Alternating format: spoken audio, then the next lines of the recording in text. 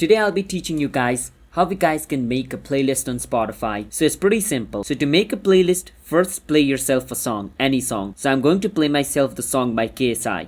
And after the song is opened like this, at the top right corner you can see the three dots. Click on it. From over here you can click on add to playlist. As you guys can see, since I already have two playlists, I can just click on them and click on done at the bottom and they will be added on my current playlist. But I want to create a new playlist, so I need to click on new playlist at the top and first name this playlist.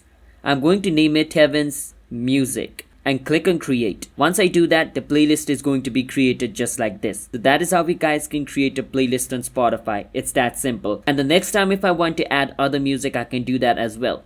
So I'm just going to play another random music over here. So the music is played. I can click on the three dot at the top left, add to playlist, and add it to the new playlist which I created and click on done. That is how you guys can make a playlist on Spotify. So if you guys found our video helpful, hit the subscribe to our channel one step.